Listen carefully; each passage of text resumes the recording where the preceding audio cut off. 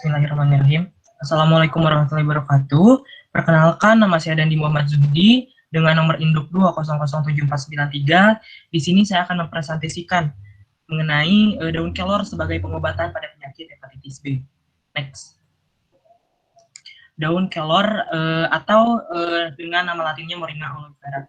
Indonesia yang dikenal dengan kekayaan alamnya tentu menyimpan banyak kebaikan dan sejuta keuntungan bagi siapapun yang dapat memanfaatkannya dengan baik dan maksimal. Dan juga tidak jarang beberapa tumbuhan yang dapat berkembang biak dengan baik dan maksimal di tanah air ini rupanya juga banyak memberi khasiat bagi membantu kehidupan manusia. Yang salah satunya ini, kelor. Kelor adalah sejenis tumbuhan dari suku Moringaceae. Tumbuhan ini dikenal dengan nama lain seperti limaran, moringa, dan benoil. Nah, kelor ini atau yang kerap disebut Moringa oleifera ini diyakini berasal dari India dan Arab, kemudian menyebar di berbagai wilayah, di berbagai komunitas di daerah tropis. Kelor dimanfaatkan untuk berbagai penggunaan seperti pengobatan tradisional, tanaman pagar disinfektan, dan pelumas dan kosmetik. Next. Lalu hepatitis. Hepatitis sendiri termasuk dalam satu penyakit yang berakibat pada peradangan yang dirasakan oleh penderita atau korban yang menyerang hati atau liver. Nah, kemunculan penyakit ini bisa diakibatkan dari beberapa alasan seperti infeksi virus dan serangan atau komplikasi dari penyakit lain. Penyakit ini juga dapat muncul sebagai efek samping dari konsumsi minuman obat yang beralkohol, beberapa macam obat-obatan khusus atau autoimun. Nah, dengan kata lain, penyakit hepatitis memiliki beragam alasan untuk menyerang kesehatan dari seseorang, di mana salah satunya adalah melalui penyebaran virus. Akan tetapi, apabila penyakit tersebut dapat muncul karena adanya infeksi dari beberapa virus tertentu, maka hepatitis yang menyerang seseorang dapat ditularkan kepada orang lain. Hepatitis seringkali disebabkan karena penularan, terutama bagi hepatitis A, B, C, D, atau E. Nah, next. Jenis-jenis hepatitis juga ada 5 ya. Yang pertama hepatitis A. Hepatitis A ini disebabkan oleh infeksi virus hepatitis A atau HAV. Hepatitis A ditularkan melalui makanan atau minuman yang terkontaminasi feses penderita hepatitis A yang mengandung virus hepatitis A atau HAV tadi. Nah, lalu yang kedua ada hepatitis B. Hepatitis B ini disebabkan oleh infeksi virus hepatitis B atau HBV. Nah, hepatitis B ini dapat ditularkan melalui kontak langsung dengan cairan tubuh penderita hepatitis B. Cairan tubuh yang dapat menjadi sarana penularan hepatitis B yaitu salah satunya seperti darah, lalu cairan vagina, dan air mani.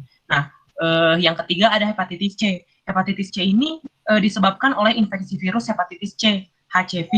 Hepatitis C ini ditularkan juga melalui cairan tubuh. Penularan bisa terjadi saat berhubungan seksual. Nah, lalu selanjutnya ada hepatitis D. Hepatitis D ini disebabkan oleh infeksi virus hepatitis D atau HDV. Hepatitis D ini merupakan jenis hepatitis yang jarang terjadi, tetapi bisa bersifat serius. Virus hepatitis D ini tidak bisa berkembang biak di dalam tubuh manusia tanpa adanya hepatitis D. Hepatitis D ini ditularkan melalui darah dan cairan tubuh lainnya. Lalu yang kelima, hepatitis E. Hepatitis E ini disebabkan oleh virus hepatitis E atau HEV. Hepatitis E ini mudah menular pada lingkungan yang memiliki sanitasi yang buruk. Salah satunya melalui kontaminasi pada sumber air. Next. Nah, bentar.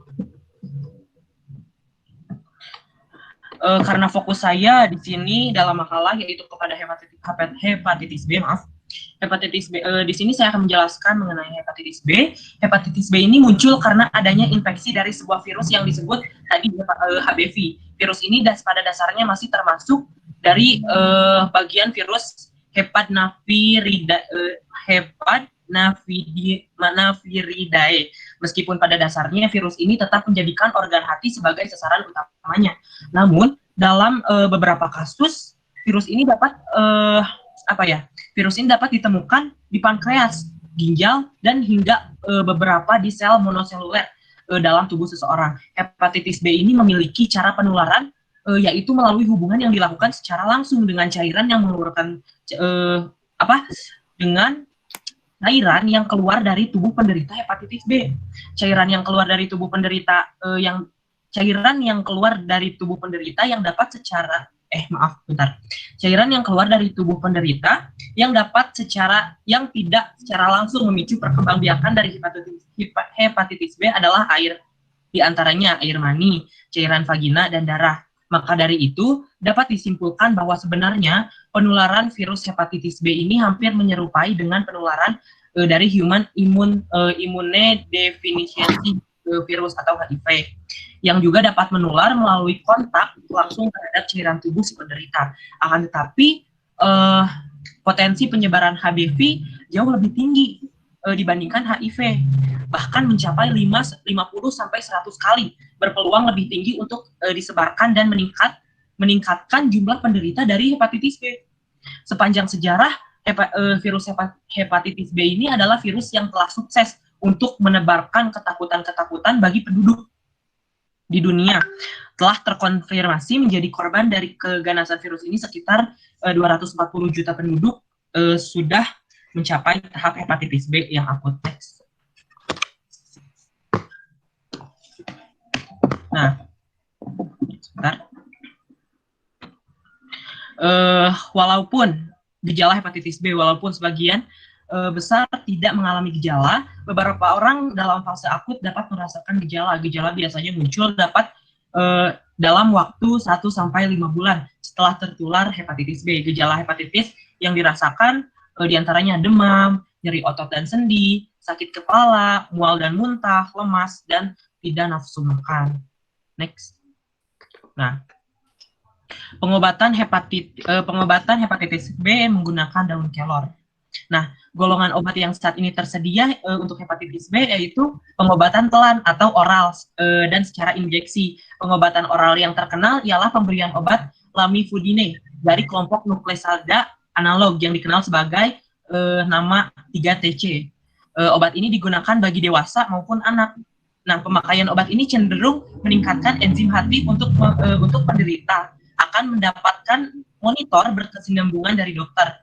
Nah, selain itu, pengobatan yang saat ini berfungsi untuk menyembuhkan hepatitis B yaitu daun kelor. Nah, tanaman kelor ini mengandung zat kimia seperti minyak behen, minyak terbang, emulsin, alkaloida yang pahit tidak beracun serta vitamin A, B1, B2, dan C. Selain itu, kelor juga mengandung lebih dari 90 nutrisi, disebut antioksidan alami terbaik, memiliki sumber serat terbaik, kandungan beta-karotin 4 kali lipat lebih besar dari wortel, juga terdapat bahan minyak omega 3. Nah, untuk membuat satu porsi ramuan, daun yang dibutuhkan adalah 3-7 lembar. Selain daun kelor yang masih segar, untuk membuat ramuan untuk obat hepatitis B juga dibutuhkan air kelapa sebanyak 1 gelas dan madu sebanyak 1 sendok. Nah, cara pembuatan ramuannya cukup sederhana. Pertama, tumbuk daun kelor yang sudah dicuci bersih, kemudian campurkan air kelapa dengan tumbukan daun tersebut. Lalu saring. Terakhir, tambahkan madu dan aduk merata. Nah, ramuan siap diminum. Untuk hasil yang maksimal, buat dan minum ramuan itu secara terus-menerus sampai dengan sembuh. Cukup sekian presentasi yang saya dapat sampaikan. Mohon maaf apabila ada kekurangan. Wabillahi taufiq wal hidayah. Wassalamualaikum warahmatullahi wabarakatuh.